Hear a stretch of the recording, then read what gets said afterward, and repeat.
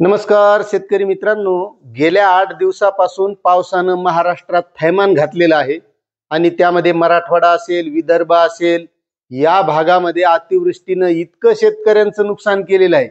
नुसतं शेतकऱ्यांचंच नाही तर इतरही बरेच घरांची पडझड झाली.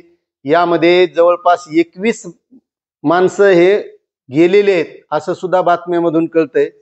आता मित्रांनो, या जे काही नुकसान झालेलं आहे या शेतकऱ्यांना असो ज्यांच्या घराचं झालंय त्यांना नुकसान भरपाई कशा प्रकारे मिळणार आणि जी काल मंत्रिमंडळाची एक बैठक झाली या बैठकीमध्ये मुख्यमंत्र्यांनी नेमके काय आदेश दिलेले आहेत आणि ही नुकसान भरपाई कोणत्या प्रकारची मिळणार, शेतकऱ्यांना किती मिळणार, ज्यांच्या घरांची पडझड झाली त्यांना किती मिळणार, जे काही मृत झाले त्यांना किती मिळणार, याबद्दलची सविस्तर माहिती आपल्याला आजच्या व्हिडिओमधून घ्यायची.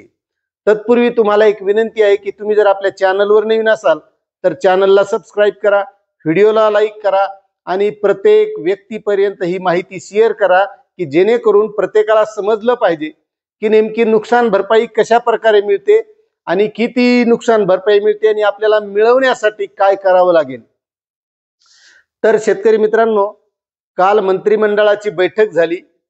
मुख्यमंत्र्यांनी या सर्व जे काही अतिवृष्टी झाली याचा आढावा घेतला पूर्ण महाराष्ट्रातील सर्व जिल्ह्यांचा आणि आढावा घेतल्याच्या नंतर त्यांनी अशा सूचना दिलेल्या आहेत की NDRFच्या माध्यमातून या शेतकऱ्यांना ज्यांच्या घरांची पडझड झाली त्यांना, जे काही व्यक्ती यामध्ये मृत झाले त्यांना नुकसान भरपाई द्यावी आणि यासाठी जिल्हाधिकाऱ्यांना त्यांनी अधिकार दिलेले आहेत आणि सर्व जे काही पालकमंत्री आहेत यांना सूचना दिलेल्या आहेत की आपण आपल्या जिल्ह्यात जाऊन तिथं बैठक घ्यावी. नुकसान किती झालेली आहे, कोणत्या प्रकारची झालेली आहे, कुठं झालेली आहे याबद्दलचा सर्व आढावा घ्यावा, त्याचे पंचनामे करून घ्यावे आणि ज्यांचं नुकसान झालंय त्यांना नुकसान भरपाई मिळावी अशा त्यांनी सूचना दिलेल्या आहेत. आता जवळपास बऱ्याचशा शेतकरी पीक विमा सुद्धा भरलेला आहे. मात्र शेतकरी मित्रांनो, पीक विम्याच्या माध्यमातून याबद्दलची नुकसान भरपाई मिळणार नाही, कारण तसा ट्रिगर आता पीक विम्याच्या ज्या योजना आहे सुधारित यामध्ये तो नाही. आता तुम्ही म्हणता पीक विम्याच काय सांगायला, कारण पीक विमा भरलेल्या शेतकऱ्यांना वाटू शकतं की आपल्याला पीक विम्याच्या माध्यमातून नुकसान भरपाई मिळेल, मात्र तशी मिळणार नाही. आपल्याला नुकसान भरपाई मिळण्यासाठी आता जे काही मुख्यमंत्र्यांनी आदेश दिलेले आहेत पंचनामे करण्याचे, प्रत्येक जिल्हाधिकाऱ्यांनी त्यांच्या जे काही कर्मचारी असतील त्यांच्या मार्फत हे पंचनामे होत आहेत. आपण आपले जे काही शेतीची नुकसान झालेली असेल, आपल्या घराची पडझड झालेली असेल किंवा आपली जी काही नैसर्गिक आपत्तीमुळे कोणतीही नुकसान झालेली असेल तर त्याचा पंचनामा करून घेणं हे आपलं काम आहे. कारण पंचनामा केल्याशिवाय, शासन दरबारी त्याची नोंद झाल्याशिवाय आपल्याला याची नुकसान भरपाई मिळणार नाही. आणि ही नुकसान भरपाई नेमकी किती मिळणार आहे तर मित्रांनो, यासाठी एक शासनानं शासन निर्णय काढलेला आहे. त्या शासन निर्णयावर सविस्तर माहिती आहे ती सुद्धा आपण बघणार आहोत. केंद्र शासनाच्या नैसर्गिक आपत्ती SDRF NDRF निकषाच्या धर्तीवर नैसर्गिक आपत्तीमुळे बाधित होणाऱ्या आपदग्रस्त व्यक्तींना सन 2022-23 ते सन 2025-26 या कालावधीमध्ये द्यावयाच्या मदतीचे दर व निकष हे 2023 रोजीच ठरलेले आहेत. आता त्याप्रमाणे मित्रांनो, राज्य आपत्ती निधी SDRF व राष्ट्रीय आपत्ती प्रतिसाद NDRF मधून सुधारित बाबी व निकषानुसार देण्यात येणारे अर्थसहाय्य, त्यामध्ये एखादी व्यक्ती जर मृत पावली तर त्या व्यक्तीला 4 लाख रुपये हे मिळणार आहेत. त्यानंतर आपदग्रस्त मृत व्यक्तीच्या कुटुंबियांना देय आर्थिक सहाय्य हे 4 लाख रुपयापर्यंत देण्यात येणार आहे.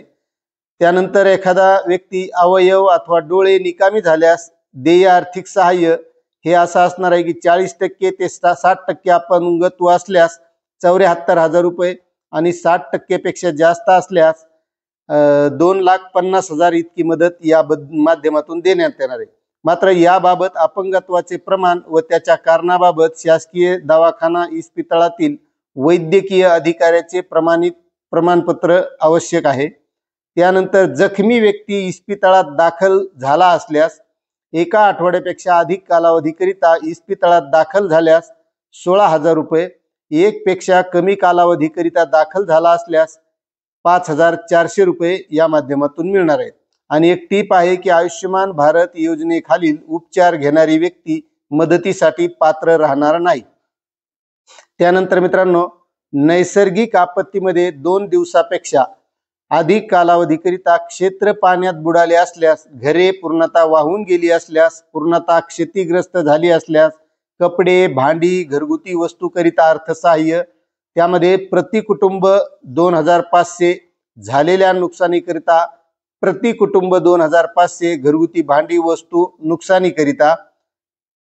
त्यानंतर नैसर्गिक आपत्तीमध्ये गंभीरपणे प्रभावित झालेल्या कुटुंबियांना दैनंदिन मदत, यामध्ये ज्या कुटुंबांच्या उपजीविकेवर गंभीर परिणाम झाला आहे अशा कुटुंबासाठी दैनंदिन मदत प्रमाणित कुटुंबातील 2 प्रौढ सदस्यांना दररोज राज्याच्या केंद्रशासित प्रदेशाच्या सरासरी दरानुसार यापैकी जे कमी असेल ते दिले जाईल। या उद्देशासाठी ग्रामीण विकास मंत्रालयाने वेळोवेळी जारी केलेल्या अधिसूचना सरासरी दर मोजण्यासाठी संदर्भित केली जाते। मदतीची रक्कम डीबीटी रोखद्वारे केवळ तातडीच्या परिस्थितीत वितरित केली जावी किंवा राज्य सरकार ही मदत वस्तू स्वरूपात देऊ शकेल। आता यामध्ये मित्रांनो, सानुग्रह अनुदान देण्याचा कालावधी राज्य कार्यकारिणी समिती आणि राष्ट्रीय आपत्ती यानुसार 30 दिवसांचा असेल। तदनंतर आवश्यकतेनुसार सदर कालावधी प्रथमतः 60 दिवसापर्यंत वाढविता येईल आणि त्यानंतर दुष्काळ, टोळधाड कारणास्तव आवश्यकतेनुसार 90 दिवसापर्यंत कालावधी वाढविता येईल। आणि त्यानंतर आहे मित्रांनो, शोध व बचाव उपाययोजना, बाधित व्यक्ती, बाधित होणाऱ्या व्यक्तींना सुरक्षा स्थळी हलविण्यासाठीचा खर्च, राज्य कार्यकारी समितीने मूल्यांकित केलेले व राष्ट्रीय आपत्ती प्रतिसाद निधीबाबत केंद्रीय पथकाने शिफारस केलेला प्रत्यक्ष खर्च, केंद्रीय पथकाने आपत्ग्रस्त क्षेत्रास भेट देण्यापूर्वी वरील कार्यवाही पूर्ण झालेली असेल त्यावेळी राज्यस्तरीय समिती आणि केंद्रीय पथक प्रत्यक्ष झालेला खर्च अथवा जवळपास येणारा खर्च याबाबत शिफारस करेल। प्राण वाचवण्याकरिता तातडीचे मदत कार्य करण्याकरिता बोटी भाड्याने घेतल्या असल्यास त्या संदर्भातली मदत आहे। त्यानंतर आपत्तीमध्ये मदत, छावणीमध्ये आश्रय घेतलेल्या व्यक्तीकरिता तात्पुरती राहण्याची व्यवस्था, अन्नधान्य, कपडे, औषध उपचार इत्यादी करिता सुद्धा मदत या माध्यमातून मिळते। हवाई मार्गे आवश्यक वस्तूंचा पुरवठा करणे आणि हवाई दलाकडून बचाव करणे, ग्रामीण व नागरी भागाकरिता पिण्याच्या पाण्याचा आकस्मिक पुरवठा, सार्वजनिक क्षेत्रातील जमा झालेला कचरा व ढिगारे उचलणे, त्यानंतर पूरग्रस्त बाधित क्षेत्रातून पाण्याचा निचरा करण्याबाबत आणि त्यानंतर मृत व देहांची विल्हेवाट लावणे याकरिता वेगळा खर्च आहे। आणि आता महत्त्वाचा आहे की शेतकऱ्यांचा जो काही खर्च आहे, तर मित्रांनो, शेतकऱ्यांच्या शेत जमिनीवरील गाळ, वाळूचा, गाळांचा, मातीचा थर 3 इंचापेक्षा अधिक जमा झाल्याचे राज्य शासनाच्या प्राधिकृत अधिकाऱ्याने प्रमाणित करणे आवश्यक। यासाठी प्रत्येक बाबीकरिता 18,000 रुपये प्रति हेक्टर प्रति शेतकरी कमीत कमी अनुज्ञेय मदत 2,200 पेक्षा कमी नसावी। मात्र लाभार्थ्यांनी अन्य कोणत्याही शासकीय योजनेखाली मदत अथवा अर्थसहाय्य अनुदान घेतलेले नसावे। त्यानंतर डोंगराळ शेत जमिनीवरील मातीचा ढिगारा, मलबा काढणे त्यासाठी सुद्धा हीच मदत आहे। मत्स्य शेती दुरुस्ती करणे, मातीचा थर काढणे, पूर्ववत करणे यासाठी सुद्धा ही हेक्टरी 18,000 रुपयेच मदत देय असणार आहे। त्यानंतर दरड कोसळणे, जमीन खरडणे, खचणे व नदी पात्र प्रवाह बदलामुळे शेत जमीन वाहून जाणे यासाठी महसूल अभिलेखानुसार शेत जमिनीचे मालक असलेल्या फक्त अल्प व अत्यल्प भूधारक शेतकऱ्यांना 47,000 प्रति हेक्टर या दराने मदत अनुज्ञेय राहील। म्हणजेच मित्रांनो, ज्या शेतकऱ्यांच्या शेतामधली, जसं आता धाराशिव भागामध्ये काय झालेलं आहे, वाशिम जिल्ह्यात काय झाले की जमिनीतली मातीच वाहून गेली, तर अशा परिस्थितीमध्ये ही 47,000 रुपये हेक्टरी मदत मिळणार आहे।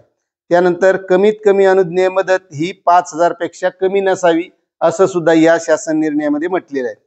त्यानंतर शेती पिके, फळ पिके आणि वार्षिक लागवडीची पिके यांना मदत किती देय आहे, तर कोरडवाहू क्षेत्रासाठी 8,500 प्रति हेक्टर आणि पेरणी केलेल्या क्षेत्राच्या मर्यादेत कमीत कमी अनुज्ञेय मदत ही 1,000 पेक्षा कमी नसावी आणि पेरणी केलेल्या क्षेत्राच्या मर्यादेत अनुज्ञेय राहील।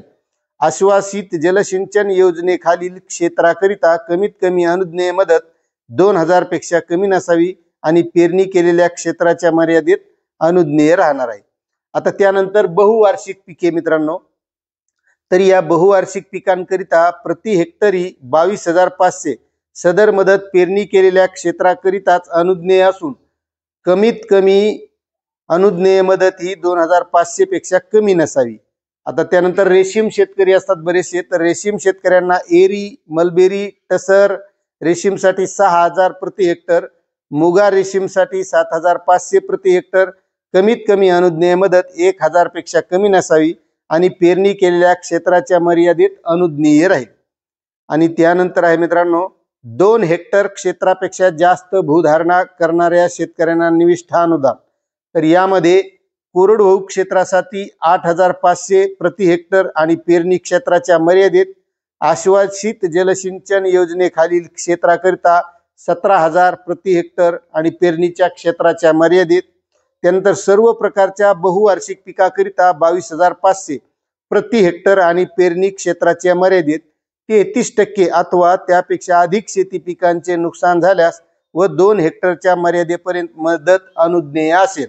कारण 3 हेक्टरची जी मर्यादा होती ती आता 2 हेक्टरवर आणलेली आहे।